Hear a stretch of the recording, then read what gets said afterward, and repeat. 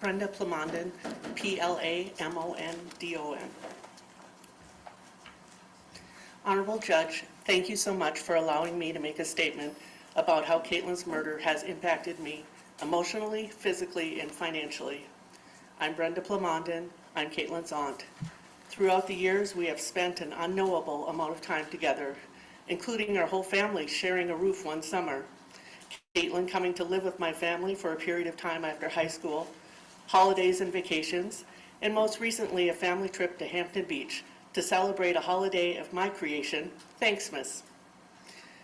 Because of what Dustin Duren did, I will never make a new memory with my niece. Shannon and I were the last non-incarcerated adults to see her alive. Emotionally, I want nothing more than to just go back to being normal again. And I have to live with this the rest of my life. That Shannon and I drove Caitlyn and dropped her off to meet that monster. And I drove away and I left her there, alone, with a bag of wet clothes, because my dryer had stopped working because of the flood. I have to question my judgment, and I wonder if my family secretly blames me.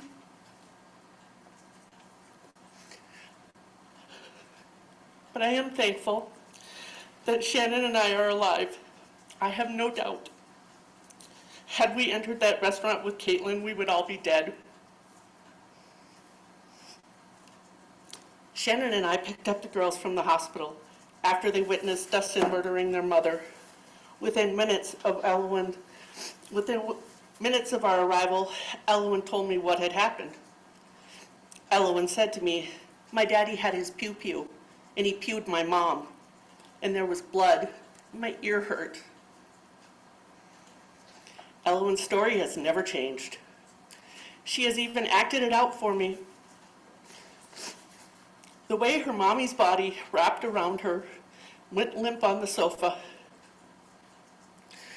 A few days after Caitlyn's murder, Elwyn again recounted how her father had shot her mother and then told me, "My daddy didn't like my mommy anymore." What could be worse than that? The haunting sentence that followed, "Did my daddy like you?" Even a 4-year-old child was able to surmise that if her dad didn't like you, he may kill you. Physically, I feel exhausted. I have bags under my eyes from not being able to sleep. Even though I know Dustin is in jail, I have dreams that he's coming for me, and I certainly believe that he would kill me if he were ever allowed out of prison. Talking about it, I have a constant knot in my throat, and I feel physical pain and numbness in my head. Prior to their mom's murder, Elwyn and Valen were never New Hampshire residents. Mark and Deborah Duren were quick to take this opportunity of Caitlyn's murder by their son to continue their fight to gain custody of Elwyn. By default, they included Valen. The custody dispute was the reason the courts in New Hampshire mandated the girls stay in New Hampshire while they determined jurisdiction for an entire group of people who were not New Hampshire residents. I believe the Durens, Mark, Deborah, and Dustin, began this custody battle while Caitlyn was still alive in Minnesota, and that was their chance. A different state, different rules, and a dead mother. Deborah and Mark Duren hired a New Hampshire custody attorney and sat back comfortably at home in Minnesota and, like their son Dustin, continued to let Caitlyn's family do the heavy lifting. The resulting financial impact was enormous. Tens of thousands of dollars were spent on airfare, housing, vehicles, and basic necessities, while the parade of Caitlyn's loving friends and family dropped their lives to care for these children. My husband Mark and I tried to lessen the family's financial blow by providing housing and transportation for more than 3 months for Elwyn and Valen and their steady stream of caretakers. For their benefit and use, we gave 2 vehicles and one of our properties, and this meant foregoing the rental income that we would have been received. Though we would have gladly housed them in our primary home, we were victims of the 100-year floods in Hampton just the week before. Never once Was there a display of sympathy, empathy, or financial support offered by Deborah, Mark, or Dustin Duren? They are not good people. Caitlyn was quiet, bold and full of unbothered happiness. I could still hear the way that Caitlyn would say Elowen's name. It's like she had all the time in the world and didn't want to rush the letters out of her mouth. She'd start with a slight L, cheerful and optimistic for what was coming, and then a deeper pitch and exaggerated O, with her mouth rounded like she was trying to hide a smile. Then the yin was soft, feminine, almost like she was singing it. Elowen, Elowen. Caitlyn was always up for an adventure. She was part of a group, part of our family. And the absence left by her not being here cannot be explained. The last Thanksmas that Caitlyn attended, she was pregnant with Valen. Dustin again didn't allow her to bring Elowen. Mark and Deborah Duren also began helping Dustin withhold Elowen from her mother.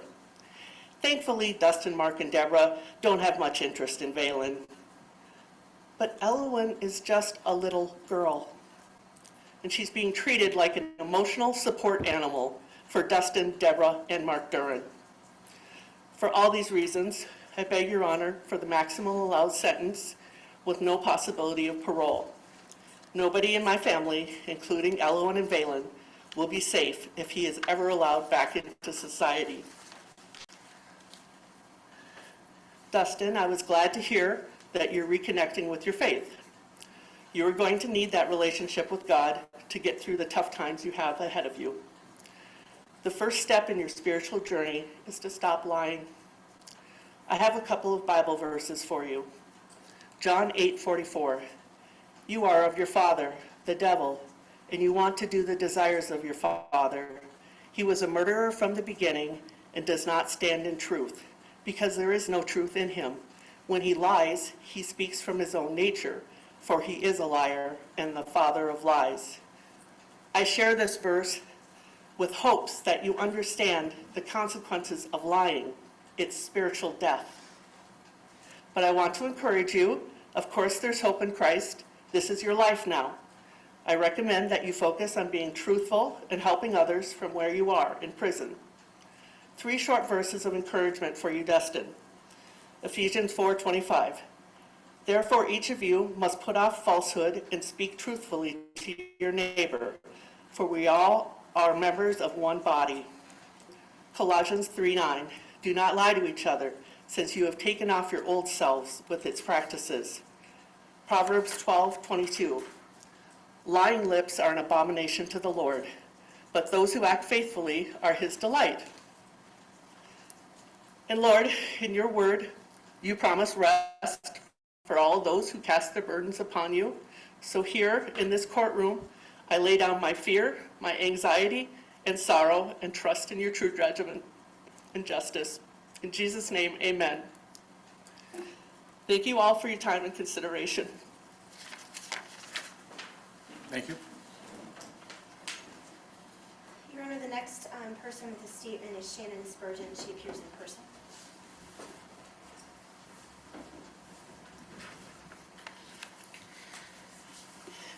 Your Honor, thank you for allowing me to speak today. My name is Shannon Spurgeon, Spurgeon, and I was one of the last people to see Caitlyn alive before she was murdered. Nothing can prepare you for the heartbreak of losing someone like Caitlyn. Losing her in such a violent and senseless way shattered everyone who loves her.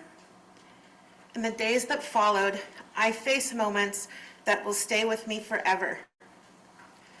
Walking into the hospital with Brenda to pick up Caitlyn's little girls was one of the heaviest moments of my life. Elowen had witnessed the murder. She told Brenda. She told me.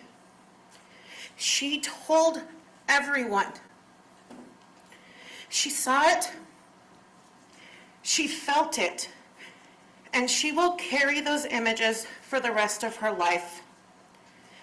No child should ever have to live with that level of terror or confusion. I changed Valen's diapers. I held her when she cried. I tried to create moments of calm when nothing about their lives made sense. What haunts me the most is the time leading up to Caitlyn's murder. The day before and the drive up to bring her to meet him. Had moments of laughter, but none of it felt carefree. All of us had been through domestic violence in our own lives. We understood the danger. We feared for her. We told her to leave anything she valued behind. We created a safe word. When she stepped out of that car, she looked so small, yet so determined. Brenda and I cried as we drove away. We will never emotionally recover from that moment. I even made a thoughtless comment that everything felt so wrong and chaotic that we might end up on the news. I also truly believe that if Brenda and I had walked into the restaurant with her that day, we would be dead too. I fear for my safety and for hers even now. That fear stays with me every single day.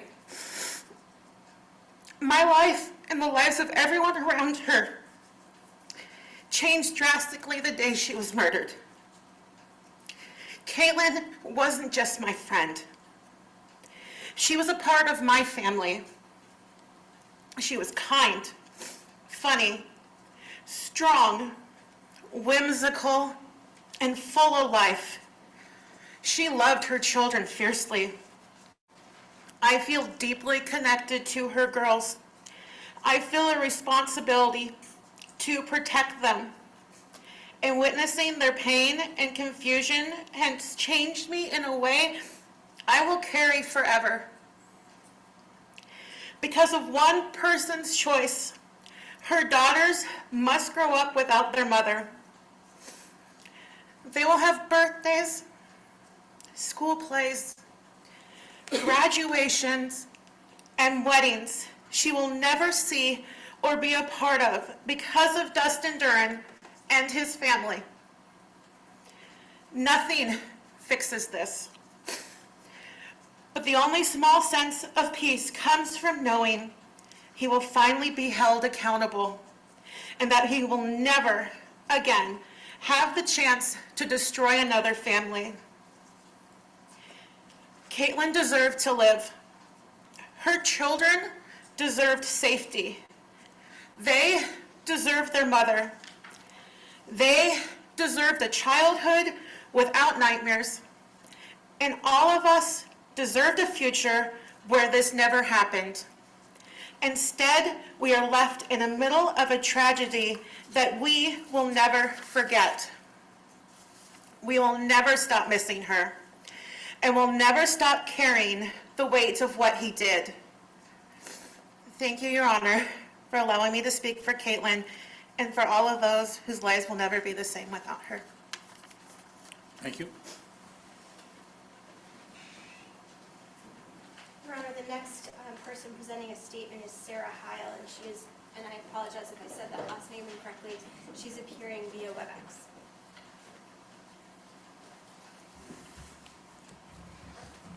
Hello, Sarah Heil, S-A-R-A-H, last name H-E-I-L. My name is Sarah, and my best friend was murdered.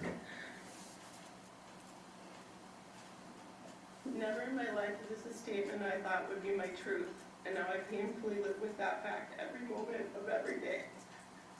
I've dealt with a lot of death and hardships in my life, but never thought I would have to learn to cope with an unjustified, violent, intentional murder of my best friend, who I lived with. I find it nearly impossible to put into words what Caitlyn has meant to me, and how her murder has impacted me, my life, without writing an entire book. Caitlyn had an indescribable magic energy about her that brought me a sense of belonging and purpose. Caitlyn called me her light, but in truth she was mine. I don't quite know how to exist without her, nor would I ever choose to willingly.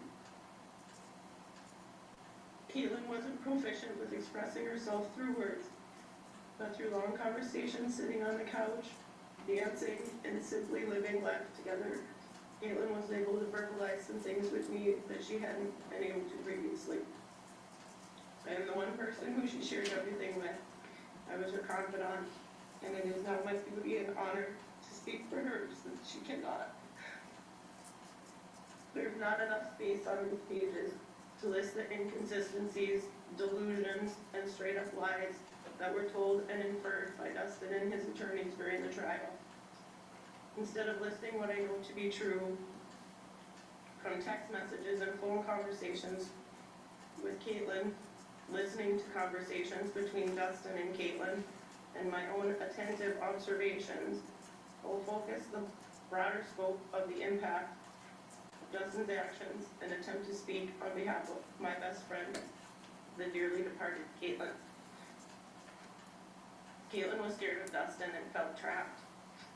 There were several instances during their time in Nevada that Dustin became aggressive with Caitlyn during arguments, and even as a toddler, Ellen tried intervening. When Caitlyn and Dustin decided it was time to leave Nevada due to finances and lack of family and friend support, Caitlyn and the girls moved in with me in Minnesota. Caitlyn did not want Dustin's parents to be alone with the girls and did not want Dustin to know the location of her safe haven with me. Caitlyn shared with several of her closest loved ones in recent months before her death that if anything were to happen to her, she wanted the girls to be raised by her brother Bailey, her cousin Annie, or me, and in that order, as she said. We were all supporting each other to manage our separate households and the children at the time, so it seems as though she knew the danger she was in and what Dustin was capable of. Dustin's behaviors of control, delusions and paranoia, threats, and physical violence prior to his choice to kill the mother of his children are worth mentioning. As far as I understand family law, Dustin had no legal rights to the children as they were only residents of Minnesota and Nevada, in which unmarried mothers automatically assume full parental custody, and Dustin never filed for custody with the court. And he claims Caitlyn was holding Ellen hostage and that she was trying to kidnap them.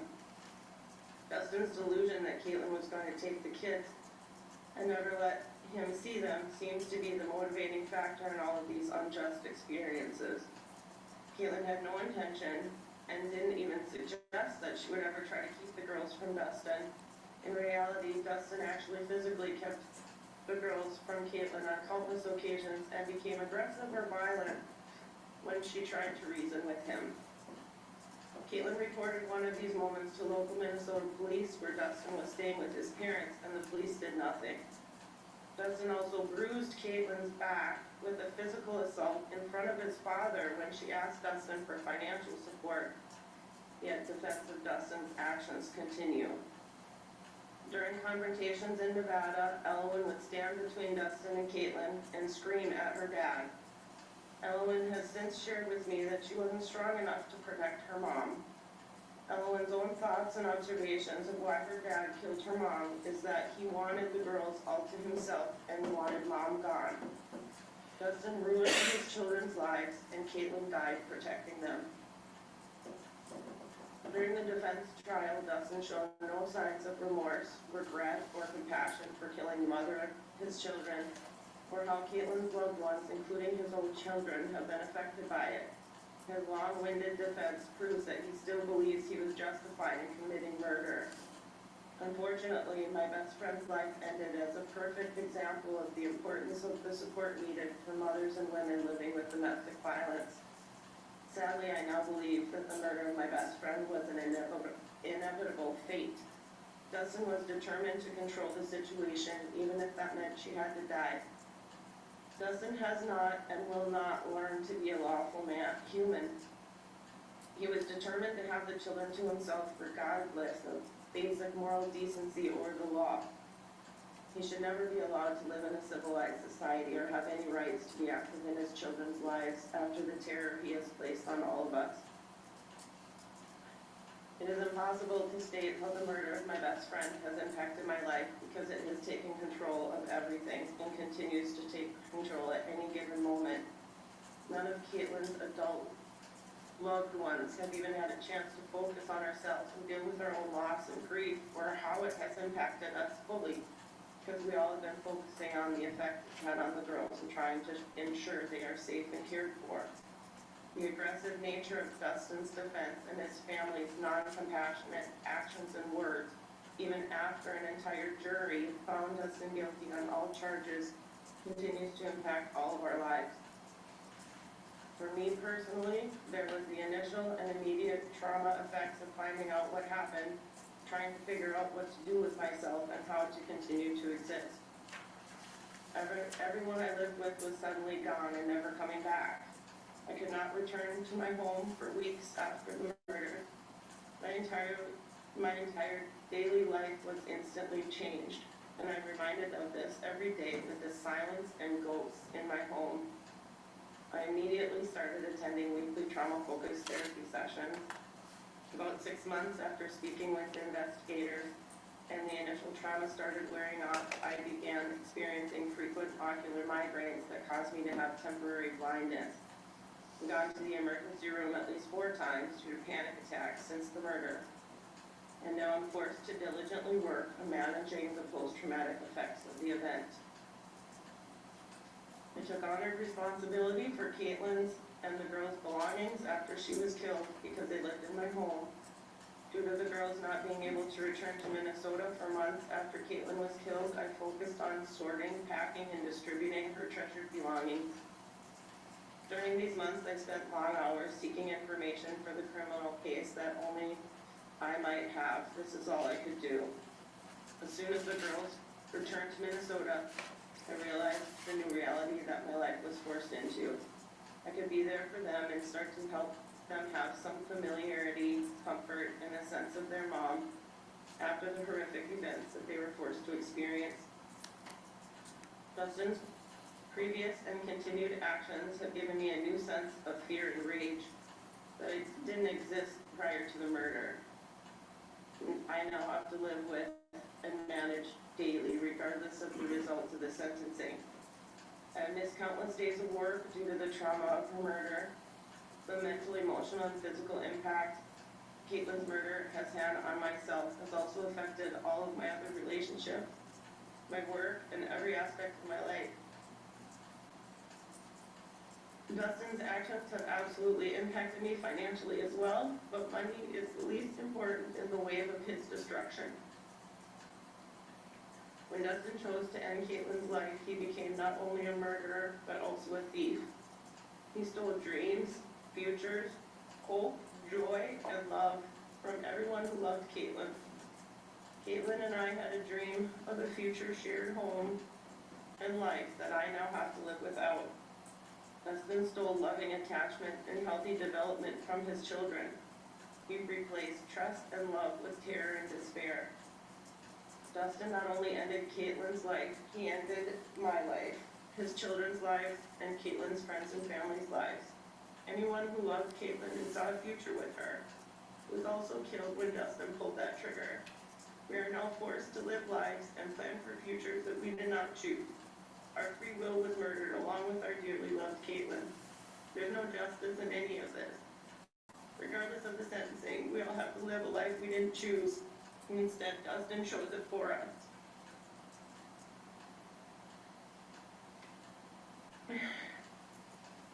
Caitlyn will always be my soul sister and best friend, alive and dead.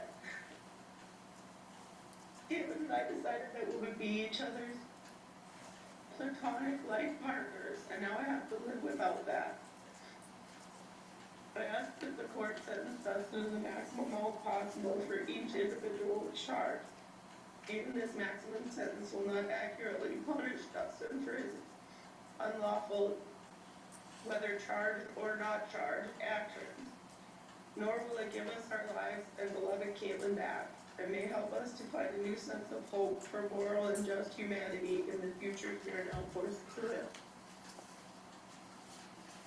Thank you. Thank you. Further, the next impact statement is also remote and is from Heather Naffziger on behalf of herself, Caitlyn's sister-in-law, and her brother. Hello, Heather, Heather, Naffziger, Naffziger.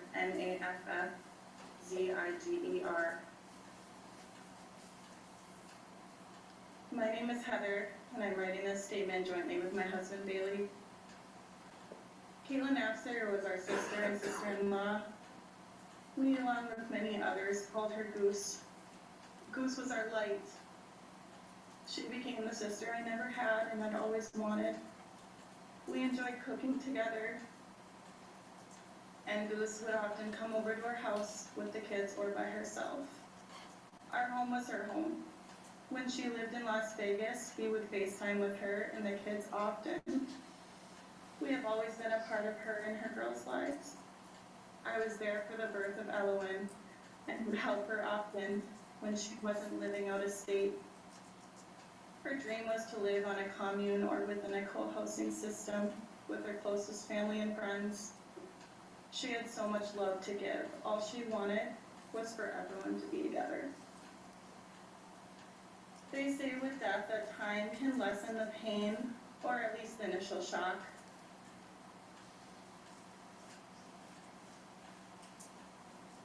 But the amount of pain we have endured is unfathomable. Even now, nearly 2 years since she's been gone, we remain devastated. We will never forget the exact moment we got that call at about 4 a.m. and that she had been killed. Bailey answered the phone, and I will never forget the gut-wrenching feeling I had, though I couldn't hear anything except for Bailey's mom's hysteria. The phone call was short.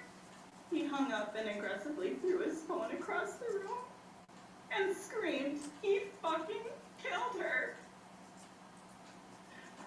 The level of panic and rage on his face, and now mine, was like nothing we've ever experienced before. Nothing made sense. She was just at our house for dinner a few days before, telling us she was going to visit Elowen with Dalen. After that horrific phone call, we called all of our family members to come over to be with us. For weeks, we had every person in our lives come to our house to mourn the murder of our small, mighty Goose. That day will haunt us for the rest of our lives while we raise the girls. Dustin? We can speak for many when we say a big part of us all died that day. Since Dustin unremorsefully murdered our sister, we immediately started weekly individual therapy and eventually coupled therapy. We found one of the top trauma therapists to see Elowen almost immediately after the event. Since day one, she has talked about the events of that day. She has replayed the rage on Dustin's face. And she would sometimes have hour-long episodes of uncontrollable rage and panic because she wasn't strong enough to protect her mom. She would pace the therapy office sounding like a wounded and dying animal. She even said to Goose's best friend Sarah that her dad just wanted them all to himself and wanted mom gone. There were and still are days when the panic and shock consumes us all. I had panic attacks often. I went on walks alone and cried until I was numb. I would sometimes fall to my knees, pinching myself, wondering when this nightmare would end. It got so bad that I needed depression medication. There aren't words to describe what Bailey feels every day.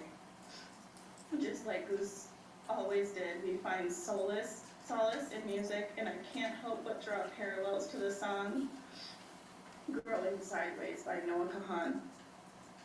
Bailey continues to move forward, though he has been running on empty ever since she was taken from us. In the time leading up to the trial and during the trial, we felt deep uncertainty about both the present and the future. In addition to our grief, we had new fears of our personal safety and for the safety of the girls.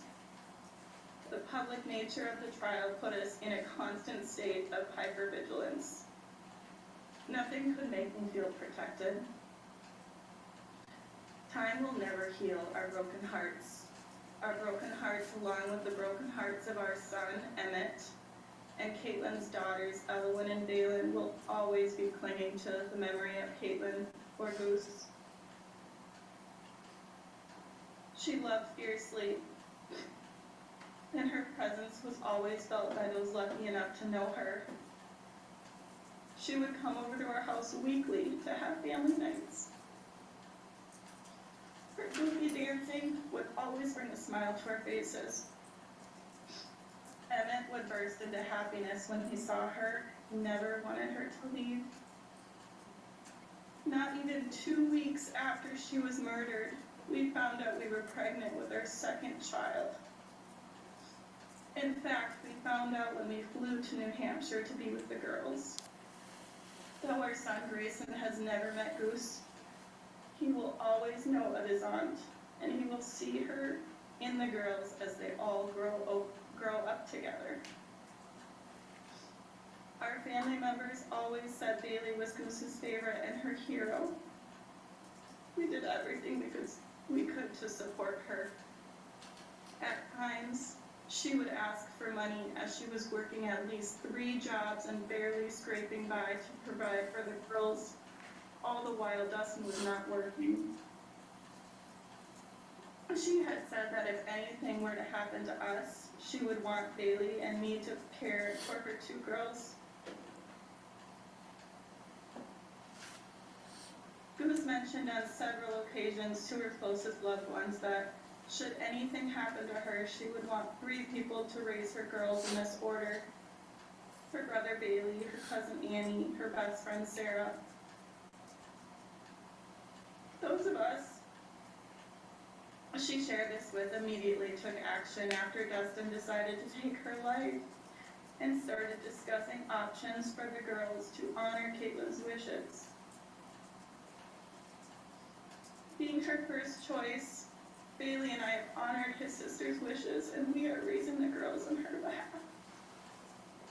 We will cherish and take care of her girls as they were our own. This all became exponentially impactful as now our entire focus was on making sure the girls were okay, and we had to set our own needs aside of healing and grieving. A big part of us died with Caitlyn that day, but that has only strengthened our commitment to grant her wish for us to raise her girls. We love you, Goose. And now we will take that love and passion with us to parent your girls for the rest of our lives. Whatever Dustin is sentenced to will never compare to the loss we all feel or bring Goose back to us. Your Honor, we believe he should serve the maximum potential time. He showed no remorse or capability of it. Allowing him any leniency would only give him another opportunity to harm Elwyn, Valen, and our family. Additionally, Elwyn's therapist has requested that the child endangerment charges not be served concurrently with his other charges. As a 4-year-old, there is nothing I could do to stop the terrifying situation she was forced into. Perhaps when she is an adult and understands her family history more clearly, her therapist hopes she may feel that some justice was served for what was done to her personally. We ask that you please give special consideration to this request. Thank you. Thank you. And finally, Caitlyn's stepfather, Tim Smith, is here in person and would like to speak.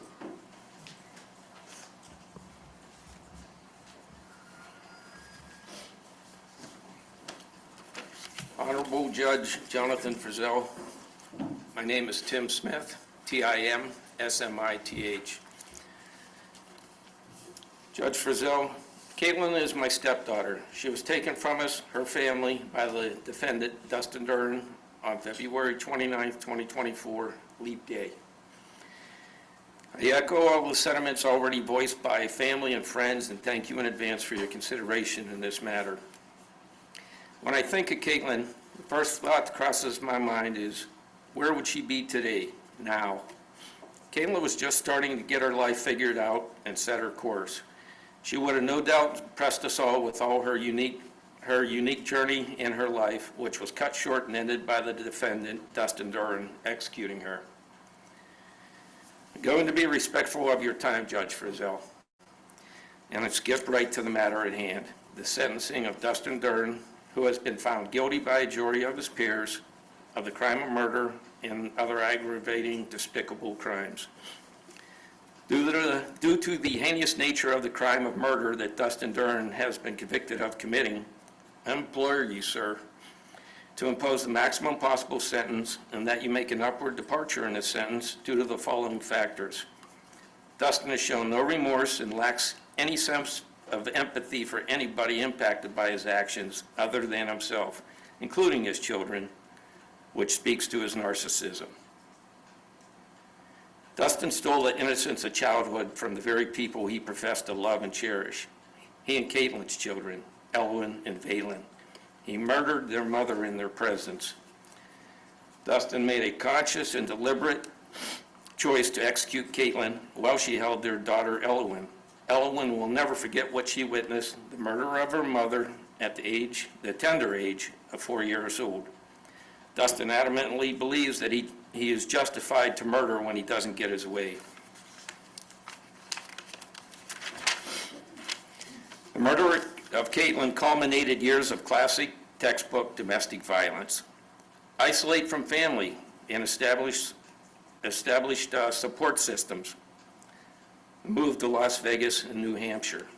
Dominate, intimidate, control. When the control that Dustin imposed on Caitlyn, which was facilitated by using their children as pawns, was lost, he knew he had lost control because Caitlyn told him so. Like so many abusers, Dustin resorted to murder in a vicious attempt to maintain that control at all cost. I don't give my opinion on this matter, sir.